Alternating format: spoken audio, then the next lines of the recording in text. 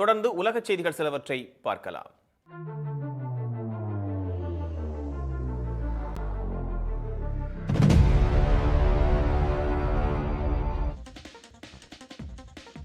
மெக்சிகோவில் எண்ணெய் கிடங்கு வெடித்து பயங்கர தீ விபத்து ஏற்பட்டது. அந்நாட்டின் கிழக்கு பகுதியில் உள்ள வெராக்ரூஸ் என்ற இடத்தில் பெமெக்ஸ் என்ற எண்ணெய் நிறுவனம் அமைந்துள்ளது. அதன் கிடங்கு திடீரென வெடித்து தீ விபத்து ஏற்பட்டது.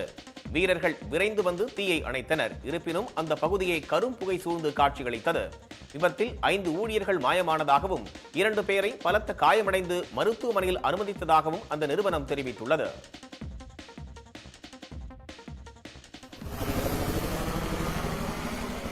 Ya se encuentran arribando.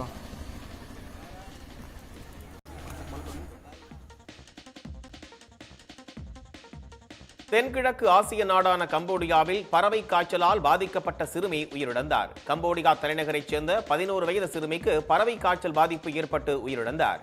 அந்நாட்டில் 2014ஆம் ஆண்டுக்கு பிறகு முதன்முறையாக இந்த காய்ச்சல் மனிதர்களுக்கு பரவி உள்ளது. அந்த சிறுமி வசித்து வந்த பிரேபெங் பகுதி முழுக்க கிருமி நாசினி தெளிக்கப்பட்டது.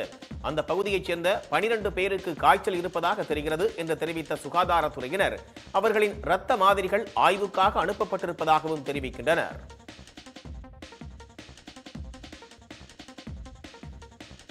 வங்கதேசத்தில் முதன்முறையாக 3ஆம் பாலினத்தவர் குறித்த பாடம் பள்ளி புத்தகத்தில் இடம்பெற்றிருக்கின்றது.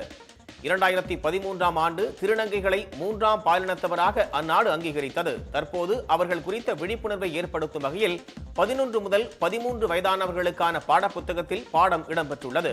சாதனை படைத்த திருநங்கைகளின் கதைகள் பாடமாக இடம்பெற்றுள்ளன.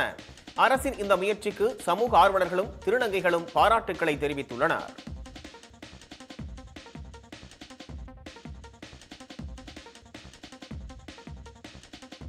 அர்ஜென்டினாவின் தேசிய பூங்காவில் பிறந்த 2 ஜாக்குவார் நலமாக இருப்பதாக அறிவிக்கப்பட்டுள்ளது. அந்த பூங்காவில் பராமரிக்கப்பட்டு வரக்கூடிய டானியா என்ற ஜாக்குவார் கடந்த 2ஆம் தேதி 3 குட்டிகளை ஈன்றுள்ளது. இதில் கடைசி குட்டி உயிரிழந்ததாக பூங்கா நிர்வாகம் அறிவித்துள்ளது. தற்போது 2 ஜாக்குவார் குட்டிகளின் வீடியோ வெளியாகியுள்ளது.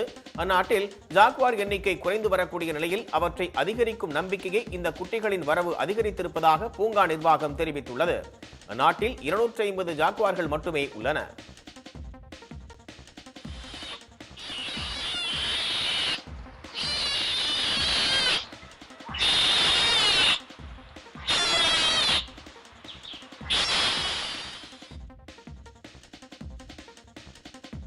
ரஷ்யாவின் மாஸ்கோ நகரத்தில் சிவப்பு ராணுவ நாள் கொண்டாடப்பட்டது.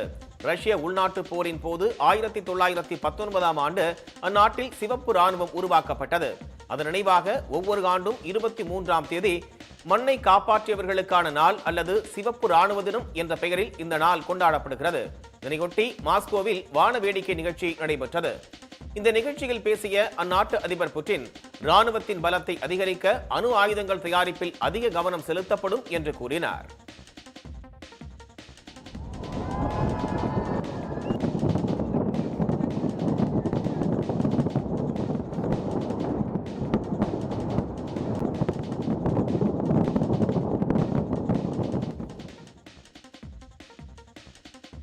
சீனாவில் சுரங்க விபத்தில் உயிரிழந்தோர் எண்ணிக்கை 6ஆக அதிகரித்துள்ளது. அஸ்லாலிக் என்ற பகுதியில் உள்ள சுரங்கத்தில் நேற்று நிலச்சரிவு ஏற்பட்டது. இதில் 50க்கும் மேற்பட்ட தொழிலாளர்கள் சிக்கிக் கொண்டனர். இந்த நிலையில் விபத்தில் சிக்கி உயிரிழந்தோரின் எண்ணிக்கை 6ஆக அதிகரித்துள்ளது. மேலும் 47 பேரை காணவில்லை என்று மீட்புக் குழுவினர் தெரிவித்துள்ளனர். 300 மீட்புப் படை வீரர்கள் நவீன இயந்திரங்களை கொண்டு தொழிலாளர்களை தீவிரமாக தேடி வருகின்றனர்.